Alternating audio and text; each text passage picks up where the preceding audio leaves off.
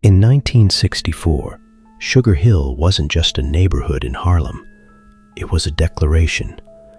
It was a limestone and brick testament to the fact that black success wasn't just a possibility in America. It was a tangible, breathing reality. If you stood on the corner of Edgecombe Avenue on a Sunday afternoon, the air didn't smell like the exhaust and fried dough of 125th Street. It smelled of jasmine, expensive French perfume, and the crisp, clean scent of the Hudson River breeze drifting up the bluff. This was the high ground. This was where the doctors, the lawyers, the judges, and the jazz stars lived. It was a fortress of respectability, a world of silk gloves and porcelain teacups built high above the grit and the grind of the city below. And sitting at the very center of this world, presiding over a garden party that looked like a scene from a fairy tale, was Mamie Johnson. To the outside world, she was just Mrs. Johnson, a woman of impeccable taste and quiet dignity.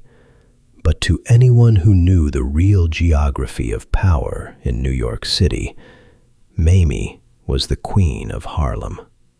Not because she was loud. She never raised her voice above a conversational murmur. Not because she was violent. She left the brutality to her husband. She was the queen because she possessed a grace that was so absolute, so unshakable, that it made even the hardest men in the city take off their hats and watch their language when she walked by. She was the soft hand inside the iron gauntlet of Bumpy Johnson's empire, the one person in the world who could calm the storm that raged inside the most dangerous man in New York. On this particular Sunday, the garden behind the townhouse of Dr. Louisa Hill was alive with the soft murmur of conversation and the delicate clinking of silver spoons against bone china. The sun was warm, filtering through the leaves of the oak trees in dappled patterns of gold and green. Mamie was wearing a floral dress that had been imported from Paris, cut from a silk so fine it floated around her like smoke. She wore white gloves that reached her elbows and a wide-brimmed hat that shaded her eyes. She looked radiant. She looked healthy. She looked untouchable. But in Bumpy Johnson's world, safety was always an illusion. It was a thin sheet of glass over a deep, dark pit. And on this perfect, sun-drenched afternoon, the glass was about to shatter. Moving through the crowd of elegant women was a waiter. He was young, clean-shaven, with slicked-back hair and a crisp white jacket that was perhaps half a size too big for his shoulders. He carried a heavy silver pitcher of iced water, condensation beading on the metal, moving from table to table with a practiced, deferential smile. To the women at the party, he was invisible. He was just part of the scenery, a piece of furniture that moved. He was the help. But if anyone had looked closely, really closely, they might have noticed that the collar of his shirt was damp with sweat, despite the mild weather. They might have noticed that his eyes didn't track the glasses he was pouring, but instead kept darting toward the head table where Mamie sat. The waiter wasn't from Harlem. He wasn't a local boy trying to make a few dollars for school books. He was a mechanic from a crew in Hell's Kitchen, a man who fixed problems for people who paid in cash and asked no questions. He had been paid $5,000 up front to do one simple job. He didn't know Mamie Johnson's history. He didn't know that her husband was Bumpy Johnson, the man who had turned Alcatraz into his own private kingdom. If the waiter had known who he was really targeting, he likely would have dropped the pitcher, jumped the garden fence, and run until his lungs burned. But he didn't know. He just knew he had a debt to pay to a loan shark, and this job cleared the ledger. He approached the head table. Mamie was laughing softly at a story being told by the wife of a prominent heart surgeon. The laughter was light, musical, the sound of a woman without a care in the world. The waiter stepped in close, his shadow falling across the white linen tablecloth. "More water, ma'am?" he asked. His voice was steady, rehearsed. Mamie looked up and smiled. It was a genuine smile, one that didn't distinguish between a senator and a server. "Yes, thank you," she said. As he leaned forward to pour, he stumbled. It was a small, clumsy movement, a momentary loss of balance. His hip bumped the edge of the table, rattling the silverware, and a linen napkin he had tucked into his waistband fluttered to the ground, landing in the soft grass right next to Mamie's chair. "Oh, pardon me, ma'am," the waiter said, looking mortified. He stepped back, clutching the pitcher. "So clumsy of me. Please, forgive me." "It's quite all right," Mamie said, turning back to her conversation, dismissing the incident instantly. "Accidents happen." The waiter bent down to retrieve the napkin. He went down on one knee, disappearing below the sight line of the other guests. The heavy tablecloth draped over him, creating a small tent of privacy, a momentary blind spot in the middle of the crowded garden. In that split second, the waiter's hand didn't reach for the linen. It reached for his own sleeve. Hidden inside the cuff of his white jacket, strapped to his forearm with leather bands, was a device that looked remarkably like a fountain pen. But it wasn't a pen. It was a piece of engineering that had been designed by a chemist who used to work for the OSS during the war. It was a spring-loaded syringe, silent and lethal. Inside the glass ampule was a concentrated dose of digitalis, a drug derived from the foxglove plant. In small, controlled doses, it was medicine for the heart. It helped it beat stronger. But in a concentrated dose, injected directly into the muscle, it was a chaotic bomb. It would cause the heart to spasm, to beat wildly out of rhythm, and then, finally, to stop. The waiter moved with the speed of a striking cobra. He located Mamie's leg in the shadows beneath the table. He pressed the tip of the device against her inner thigh, right through the expensive fabric of her dress. Click. It was a tiny sound, almost inaudible over the chatter of the party. The needle deployed, injected the toxin, and retracted in less than a second. Above the table, Mamie flinched. She gasped, a sharp, involuntary intake of breath, and dropped her silver spoon. It clattered loudly onto her saucer, the noise cutting through the conversation like a gunshot. The women at the table stopped talking. "Mamie?" asked Mrs. Sterling, the surgeon's wife. "Are you all right?" Mamie rubbed her thigh, a look of mild confusion clouding her features. She felt a sharp pinch, a sting that radiated heat for a moment before fading. I think something bit me," she said, frowning. "A bee, perhaps. Or a spider." The waiter popped back up from under the table, the napkin in his hand. He looked genuinely concerned, his face a mask of apologetic innocence. "Is everything all right, ma'am? Did I pinch you with the chair leg when I was down there? I am so terribly sorry." Mamie looked at him. He looked like a terrified boy worried about losing his job. She smiled, masking the sudden, strange wave of nausea that was beginning to rise in her stomach like a tide. No, it's fine," she said, waving her hand. "Just a pinch. It's gone now. Go on." The waiter bowed nervously, clutching the napkin like a lifeline.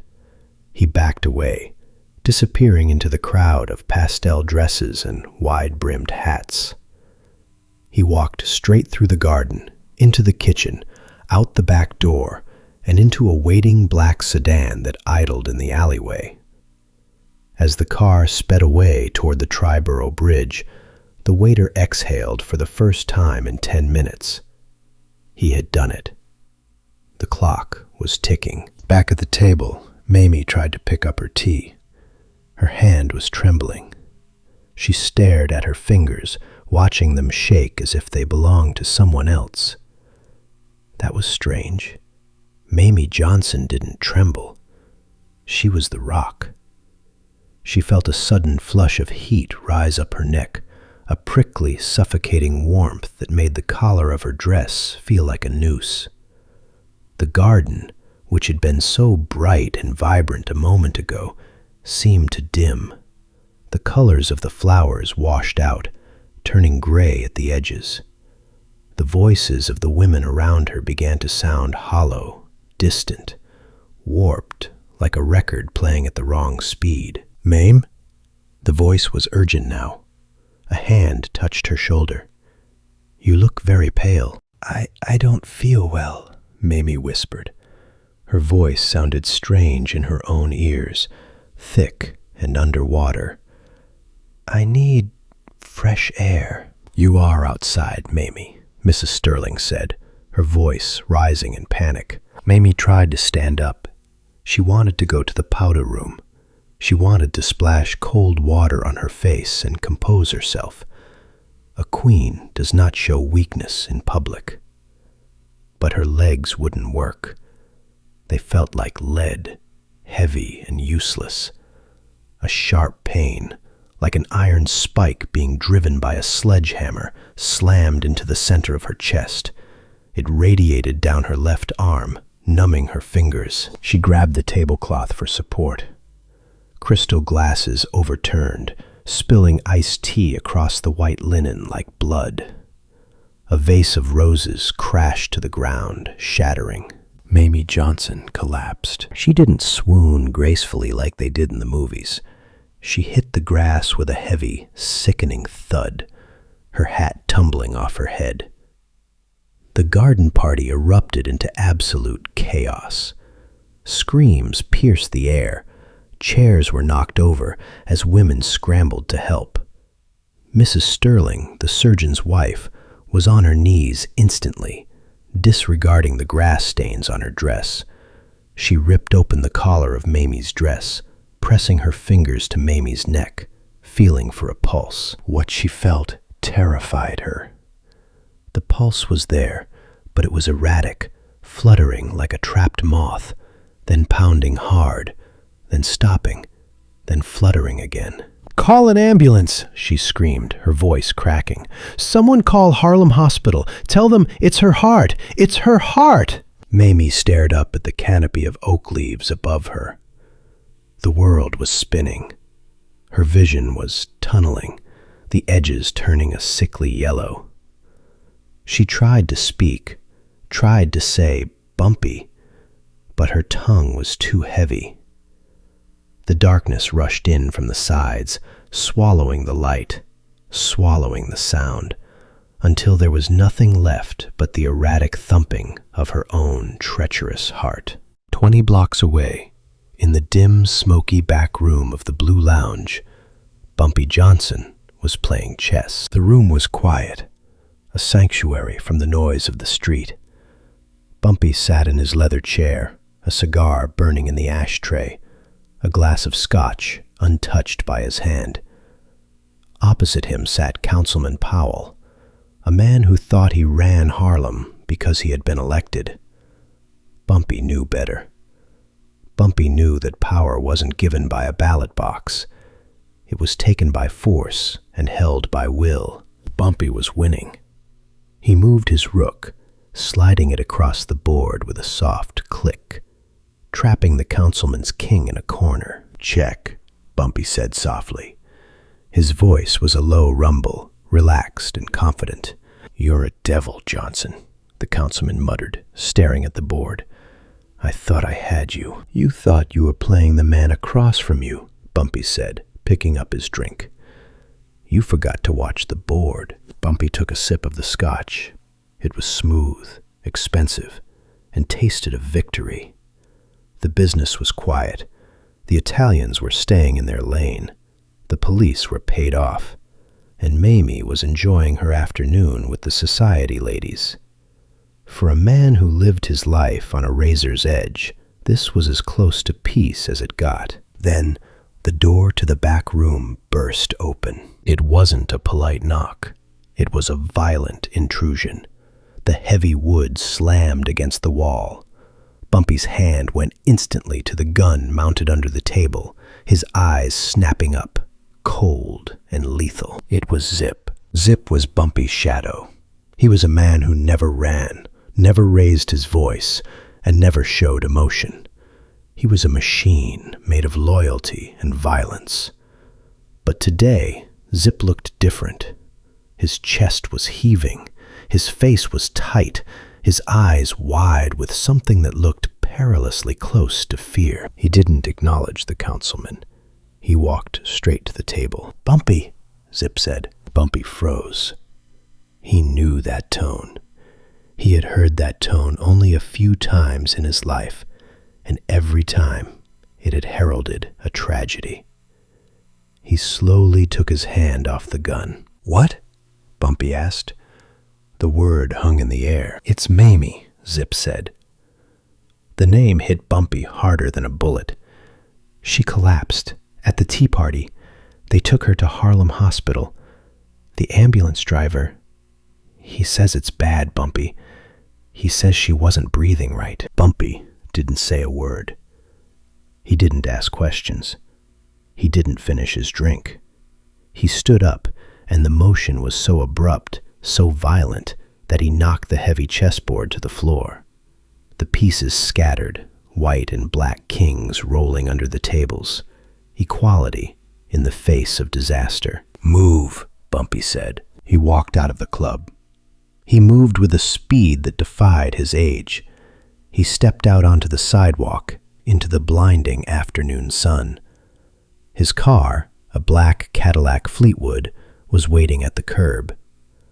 The driver saw Bumpy's face and started the engine instantly. "Harlem Hospital," Bumpy growled as he got in. "Get me there in 5 minutes or I'll kill you myself." The driver didn't argue. He slammed on the gas. The Cadillac roared, tires screeching, leaving a cloud of blue smoke. They tore through the streets of Harlem.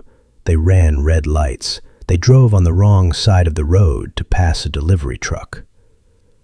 Bumpy sat in the back seat, staring straight ahead.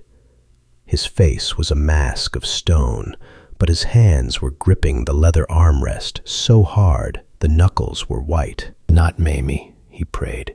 "Take the money, take the territory, take me, but not her. Do not take her." They reached the hospital in 4 minutes. Bumpy didn't wait for the car to stop fully. He opened the door and jumped out, landing running. He burst through the main entrance of Harlem Hospital, a tornado in a bespoke suit. The hospital was a fortress of brick and misery, smelling of antiseptic and sickness. The receptionist looked up, startled, as Bumpy Johnson stormed past the desk. Sir, you can't just go up there," she shouted. Bumpy didn't even turn his head. He knew where the ICU was. 3rd floor. He took the stairs 2 at a time, his breath coming in sharp gasps. He burst through the double doors of the intensive care unit. A nurse, large and formidable, stepped into his path. "Mr. Johnson, you cannot be in here," she said firmly. Bumpy stopped. He looked at her. He didn't threaten her. He just looked at her with eyes that had seen the bottom of the deepest holes in the penal system. "Get out of my way," he whispered. The nurse stepped aside. Bumpy scanned the hallway. He saw a cluster of white coats outside room 304. Doctors. They were talking in hushed tones, shaking their heads. They looked serious. They looked like men who had already given up. Bumpy walked up to them. He adjusted his jacket. He smoothed his tie. He forced the panic down into a small, tight ball in his gut. He became the king. "Where's my wife?" he asked. The doctors turned.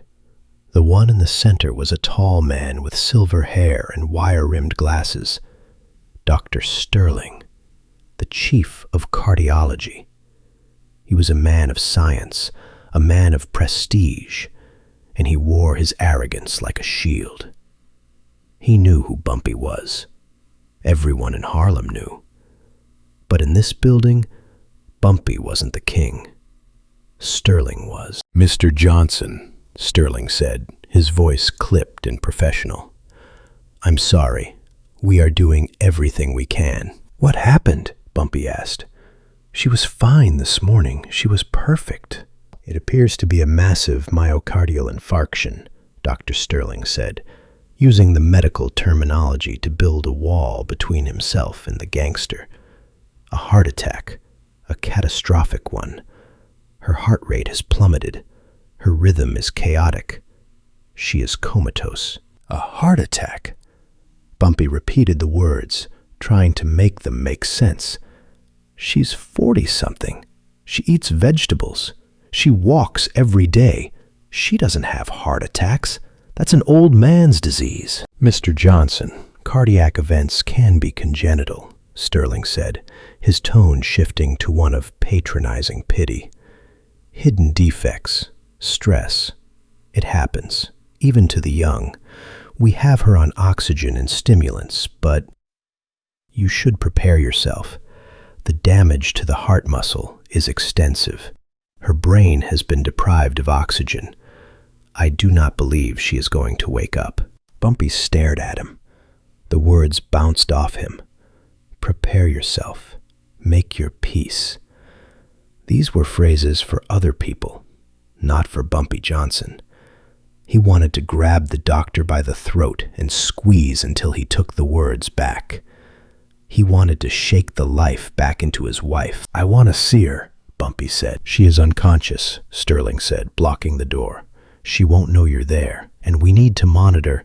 "I said," Bumpy whispered, leaning in close enough that the doctor could smell the scotch and the violence on him.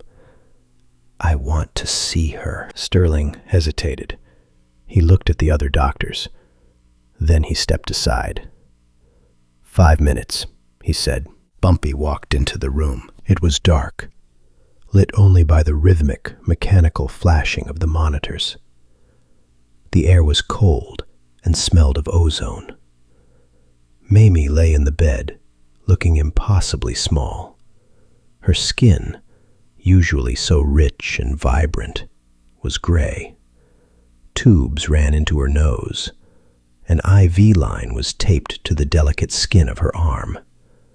The heart monitor beeped a slow, weak, irregular rhythm. Beep, beep, beep. It was the sound of a clock winding down. Bumpy pulled a metal chair up to the bed. The legs scraped loudly on the linoleum floor. He sat down. He took her hand. It was cold, limp. He rubbed it between his own massive scarred hands, trying to friction the warmth back into her. "Baby," he whispered, his voice cracked. "Mamie, I'm here. I'm right here." She didn't move. Her chest rose and fell with the mechanical assistance of the oxygen. Bumpy sat there for what felt like an eternity. He replayed the day in his mind, the morning coffee, the kiss goodbye. She had been happy. She had been strong.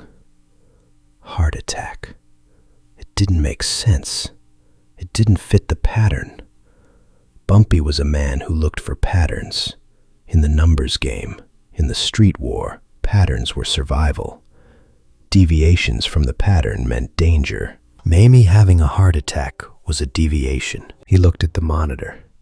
He looked at the doctor, Sterling, who had come back in to check the drip. Sterling looked at the chart and shook his head, a gesture of professional defeat. "You sure?" Bumpy asked, not looking up. "You sure it's her heart?" Dr. Sterling sighed, annoyed. "Mr. Johnson, the The EKG is conclusive. The enzymes in her blood confirm massive trauma to the heart muscle. It is a textbook cardiac event. Please, stop looking for a villain. Sometimes, the villain is just biology. Bumpy didn't answer. He just stared at his wife. Textbook. He hated that word. "I need a minute," Bumpy said.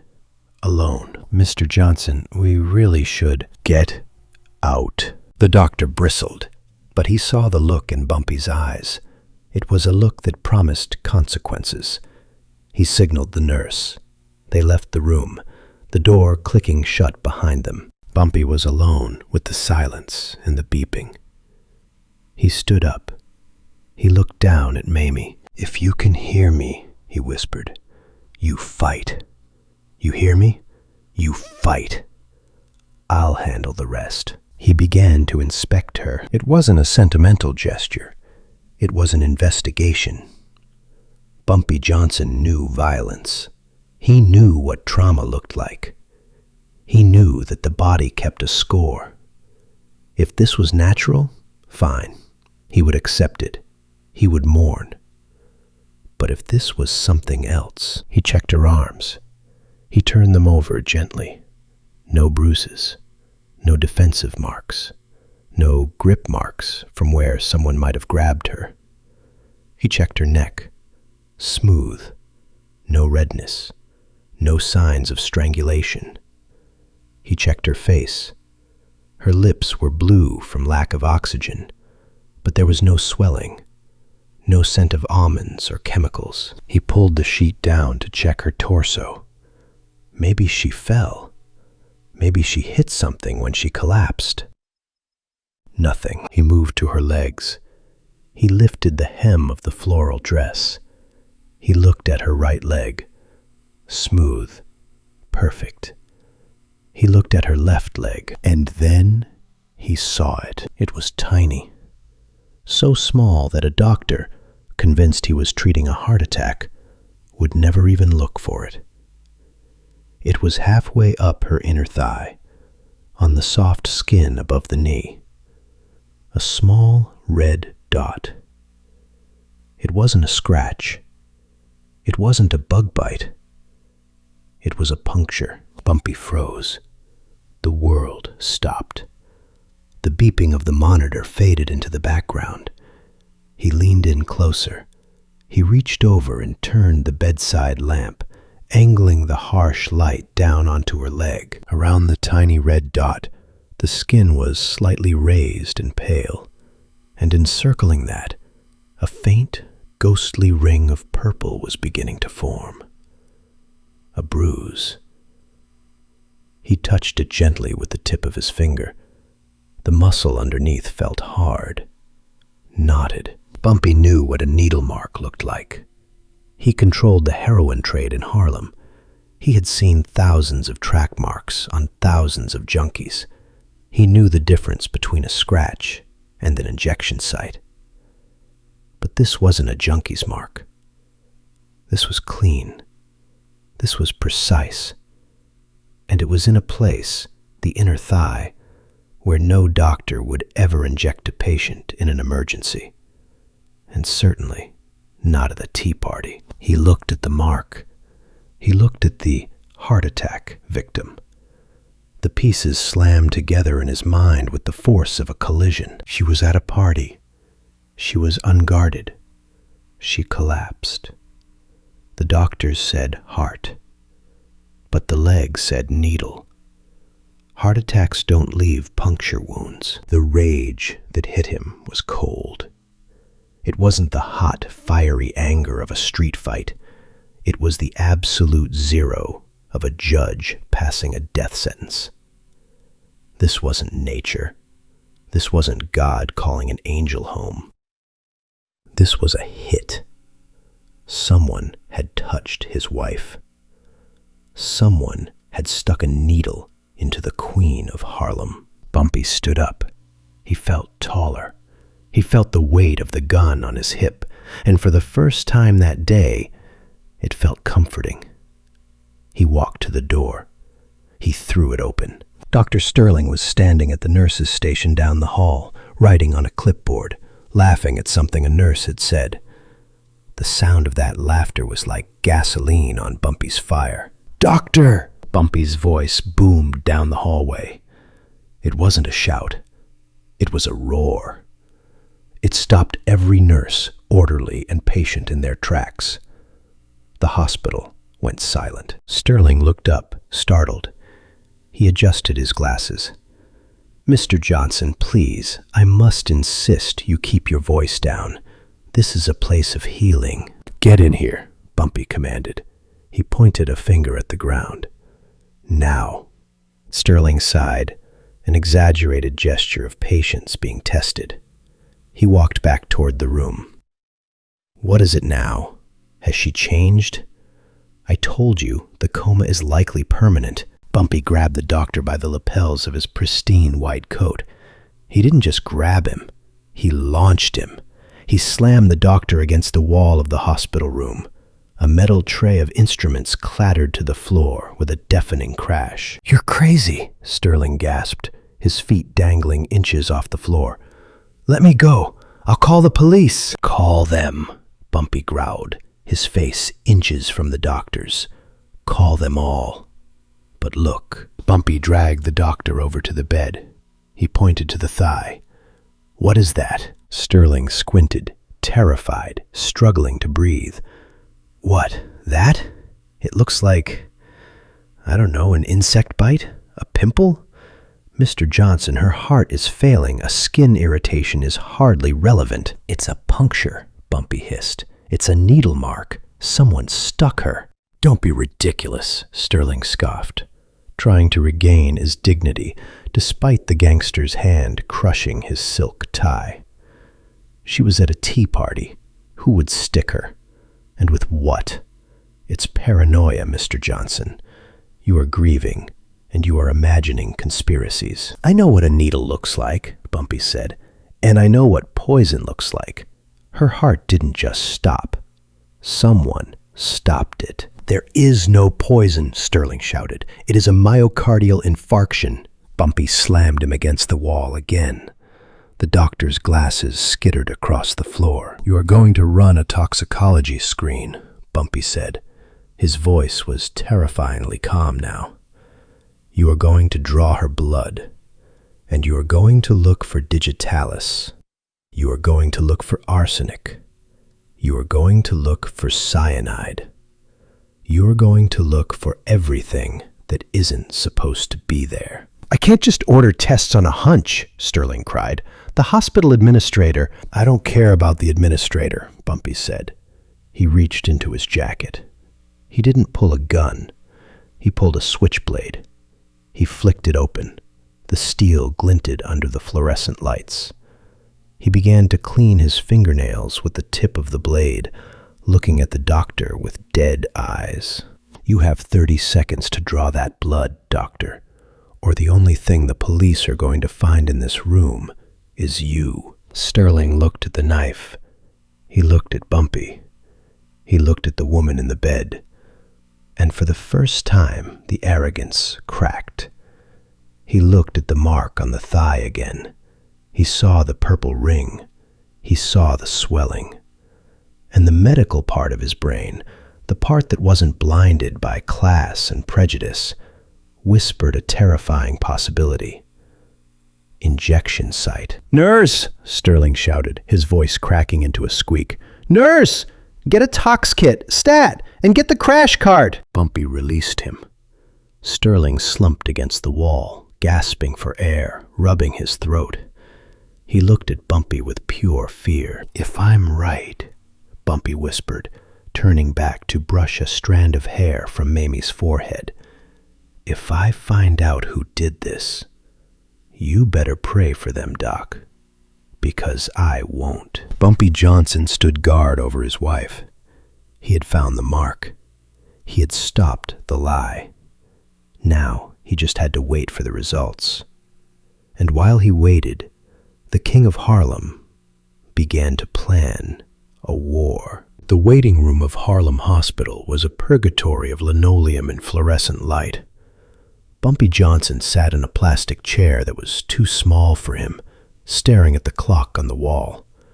The second hand swept around the face with a mechanical indifference that made him want to shatter the glass. Tick, tick, tick. Every second was a heartbeat his wife might not have. Every minute was a lifetime. Zip stood by the door, a silent sentinel. He hadn't sat down. He hadn't spoken. He just watched the hallway, his hand resting casually near the bulge of his shoulder holster. The nurses gave him a wide berth. They sensed the violence radiating off him like heat from a radiator. It had been an hour since Bumpy had slammed Dr. Sterling against the wall. An hour since the blood had been drawn. An hour of silence. Then the double doors swung open. Dr. Sterling walked out. He looked different. The arrogance that had coated him like shellac was gone, cracked and peeled away by the reality of what he held in his hand. He was pale. His glasses were slightly askew. He held a clipboard against his chest like a shield. He didn't look at the nurses. He looked straight at Bumpy. And in his eyes, Bumpy saw the answer before a word was spoken. It was fear. Pure, unadulterated fear. Bumpy stood up. He didn't rush. He walked toward the doctor with the slow, crushing inevitability of a glacier. "Tell me," Bumpy said. Sterling swallowed hard. He looked around to make sure no one was listening, then lowered his voice to a whisper. "You were right." The words hung in the air. Bumpy didn't blink. He didn't feel triumph. He felt a cold, dark validation. "Digitalis," Sterling whispered, his voice shaking. "Digitoxin levels are off the charts. It wasn't a heart attack, Mr. Johnson. It was an overdose. A massive, acute dose administered directly into the bloodstream." "The antidote," Bumpy said. We administered atropine and potassium immediately after the test came back positive," Sterling stammered. "It counteracts the toxin. It stabilizes the electrical signals. Her heart rate is already correcting itself." "She's going to live?" I believe so," Sterling said. "If we had waited another hour, if you hadn't forced the test, she would be dead. The heart failure would have been irreversible." Bumpy nodded. He placed a hand on the doctor's shoulder. Sterling flinched, expecting violence. But Bumpy just squeezed, a grip that was terrifyingly strong. "You did good, Doc," Bumpy said softly. "You did your job. Now forget everything you saw today. Forget the mark. Forget the poison. Write heart attack on the official chart. You understand?" But this is a crime," Sterling protested weakly.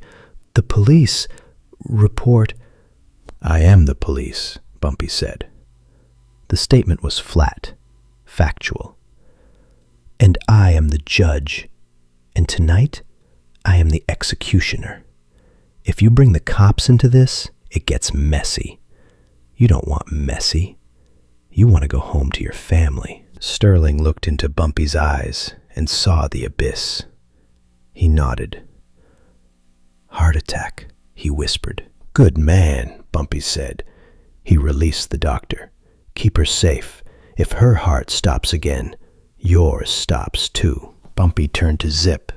The enforcer stepped forward. "She's gonna make it," Bumpy said. Zip let out a breath.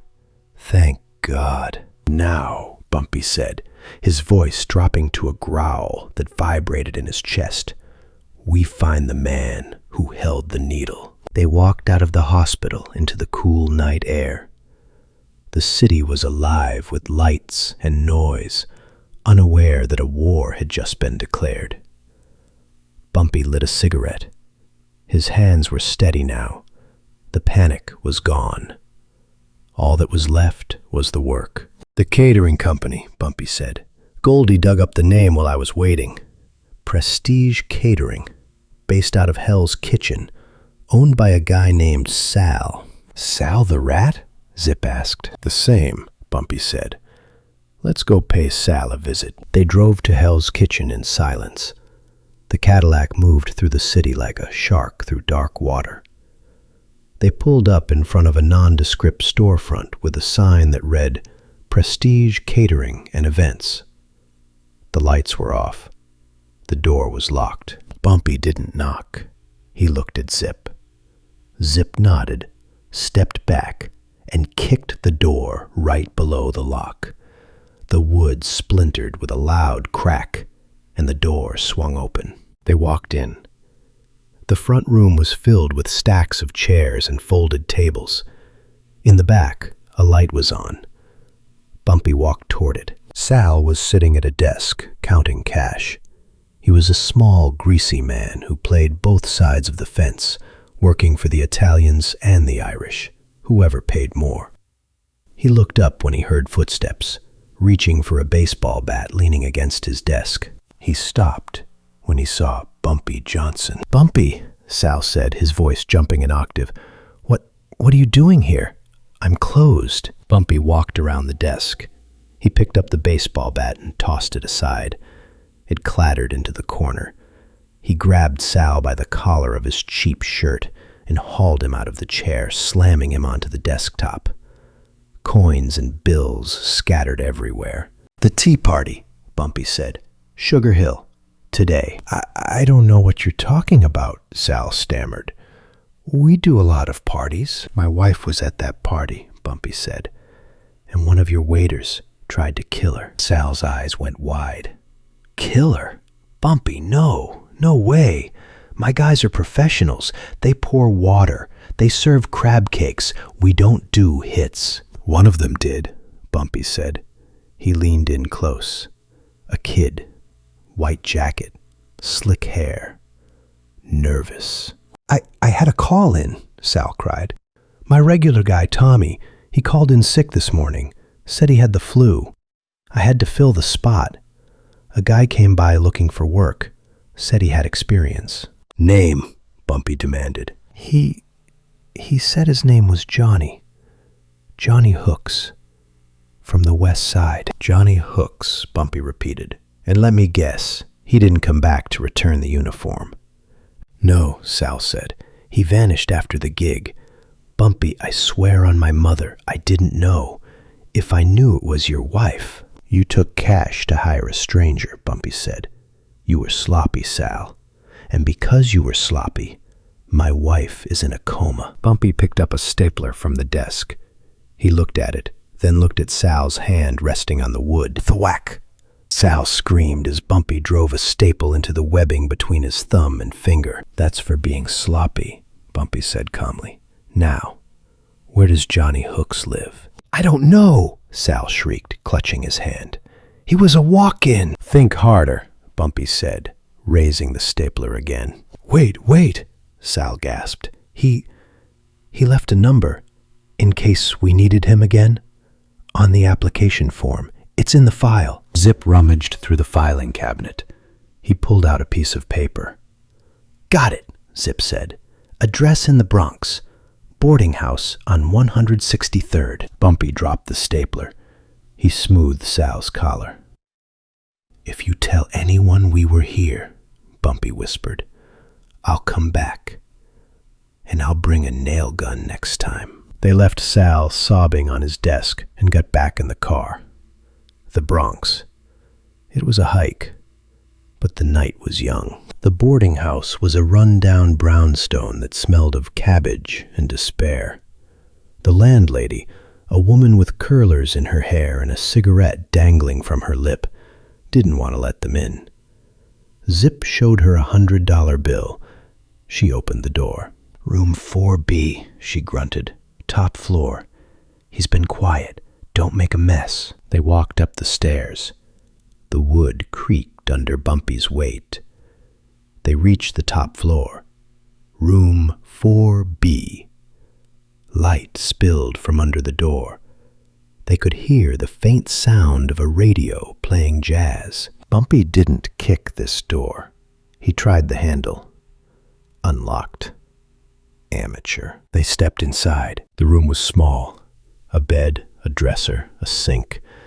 And sitting on the bed, packing a suitcase, was the waiter. He had changed out of the white jacket into street clothes, jeans and a leather bomber jacket. He looked up, startled. When he saw Bumpy Johnson, the blood drained from his face so fast, he looked like a ghost. He knew. He knew instantly that his life was over. He went for a gun on the dresser. Zip was faster. He crossed the room in 2 strides and backhanded the kid across the face. The kid flew backward, hitting the wall and sliding down to the floor. Zip picked up the gun, a cheap .22 pistol, and pocketed it. Bumpy closed the door and locked it. He walked over to the kid. He looked young, maybe 22. Just a mechanic trying to make a name for himself. "You dropped a napkin," Bumpy said. The kid stared up at him, blood trickling from his lip. He didn't speak. "You dropped a napkin," Bumpy repeated.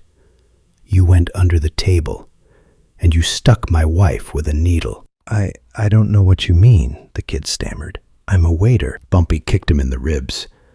It wasn't a warning kick. It was a breaking kick. The kid screamed and curled into a ball. "We checked the tox screen," Bumpy said. "Digitalis. Foxglove. Clever. Who gave you the device?" "Go to hell," the kid wheezed. Bumpy nodded to Zip. Zip grabbed the kid by the hair and dragged him to the sink. He turned on the hot water. He forced the kid's head under the tap. The water wasn't boiling, but it was hot enough to burn. The kid thrashed and screamed, bubbling underwater. Zip pulled him up. "Name," Zip said. "I can't," the kid spluttered. "They'll kill me." "Son," Bumpy said, leaning against the dresser, "you are confused about the geography of your situation. You are worried about them. You should be worried about me. Them might kill you tomorrow. I am going to kill you tonight. The only question is how long it takes." Bumpy picked up the suitcase the kid was packing. He dumped it on the floor. Clothes, a toothbrush, and a thick envelope. Bumpy picked up the envelope. He opened it. Cash. $5,000. And a note. The note was short. "Job done. Meet at Vitale's, 10 p.m. Payment in full." "Vitale's," Bumpy said. "That's an Italian spot, downtown." He looked at the kid. "Who is the meeting with?" The kid was crying now. Broken. "Vinnie," he whispered. Bumpy froze. Vinnie the Vulture Falcone, a capo in the Genovese family. A man known for being unstable, violent, and ambitious. He had been making noise about expanding into Harlem for months. Bumpy had ignored him, thinking the commission would keep him on a leash. "Vinnie ordered the hit?" Bumpy asked. He said you were getting old," the kid sobbed. "He said if he took out your heart, if he took out your wife, you'd crumble. He said you'd be too busy grieving to fight back when he moved on the numbers racket." Bumpy stared at the wall. "Took out your heart." It was poetic in a sick way, and it was exactly the kind of thing the Vulture would think. He didn't understand Bumpy. He thought Bumpy was a man who could be broken by grief. He didn't know that grief just cleared the decks for rage. "Zip," Bumpy said. "Yeah, Bumpy. Take him to the marsh," Bumpy said, gesturing to the kid. "Make sure he never packs a suitcase again." "No, no, please," the kid screamed. I told you everything." "You touched the queen," Bumpy said softly. "You don't get a pass for that." Zip knocked the kid unconscious with a single blow to the temple. He threw the body over his shoulder like a sack of laundry. "I'll handle this," Zip said. "What are you going to do?" Bumpy checked his watch. 9:30 p.m. "I have a dinner reservation," Bumpy said, "at Vitale's." Vitale's was a red sauce joint in Little Italy. with checkered tablecloths and candles and Chianti bottles. It was the kind of place where mobsters ate veal parmesan and planned murders. At 10 p.m., the restaurant was busy. Vinnie Falcone sat at a corner table. He was a loud man with a thick neck and a suit that cost too much money. He was laughing with two of his soldiers, drinking red wine, looking at his watch. He was waiting for a kid named Johnny Hooks to come in and collect the rest of his money. He wasn't expecting Bumpy Johnson. Bumpy walked in alone. He wasn't wearing a coat. He wasn't hiding. He walked through the front door, and the air in the restaurant changed. The chatter died down. Forks stopped halfway to mouths.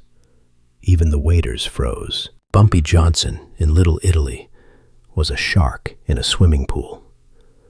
It was a violation of the natural order. Vinnie looked up. His smile faltered, then returned, tighter this time. He didn't reach for his gun. He was too arrogant. He thought he was untouchable here. "Bumpy!" Vinnie called out, spreading his arms. "To what do I owe the honor? You lost?"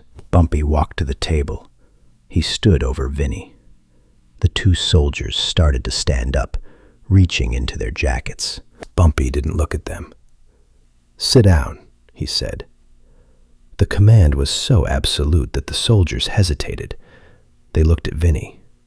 Vinnie waved a hand. "It's okay, boys. Bumpy is just visiting. What can I do for you, Bumpy? You want some calamari? It's fresh." "I'm here to return something," Bumpy said. "Return something?" Vinnie laughed. "I didn't lend you nothing." "You lent me a message," Bumpy said.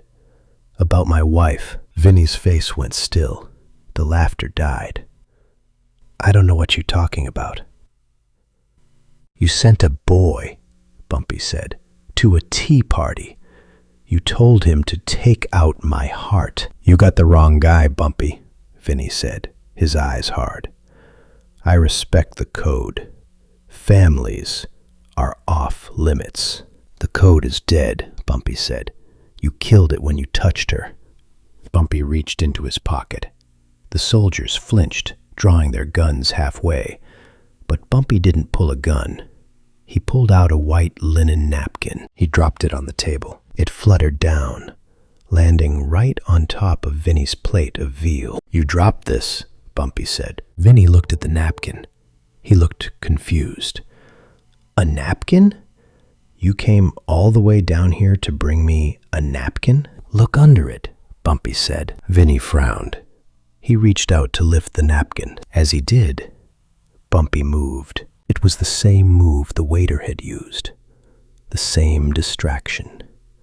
As Vinnie's eyes went to the napkin, Bumpy's right hand shot forward. He wasn't holding a fork. He was holding the device. The fountain pen syringe he had taken from the kid's suitcase. Bumpy slammed the device into the side of Vinnie's neck. Click. Vinnie gasped. His eyes bulged. He slapped his hand to his neck, but Bumpy had already pulled back. What did you do?" Vinnie choked, standing up, knocking his chair over. The soldiers leveled their guns at Bumpy. "Don't move! You're dead!" "Shoot me," Bumpy said calmly, raising his hands. "And your boss dies in agony. Or call an ambulance.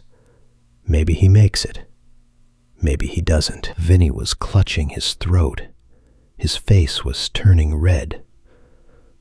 "Poison," he wheezed. "He poisoned me." "Digitalis," Bumpy said, concentrated. "Same dose you gave her, only you're a big guy, Vinnie. Maybe your heart can take it. Maybe it pops like a balloon." Vinnie fell to his knees, gasping for air. "Help me!" he screamed at his men.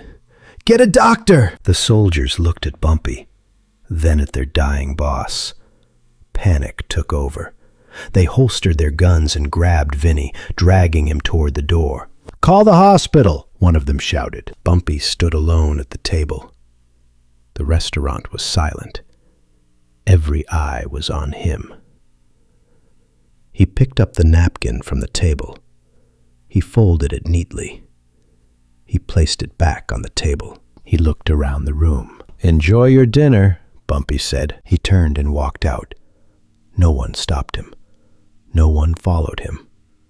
He walked out into the cool night air, leaving a dying man and a message that would ring through the 5 boroughs for decades. You do not touch the Queen. Bumpy drove back to Harlem Hospital. He walked into room 304. It was quiet. The rhythmic beeping of the monitor was stronger now. Regular. Beep, beep, beep. Mamie opened her eyes as he walked in. She was groggy, pale, but she was there. Her eyes focused on him. "Ellsworth," she whispered. Her voice was raspy. Bumpy pulled the chair close. He sat down. He took her hand and kissed it. "I'm here, baby," he said. "What happened?" she asked. "I was at the party, the tea. I felt sick." "You had a spell," Bumpy said gently.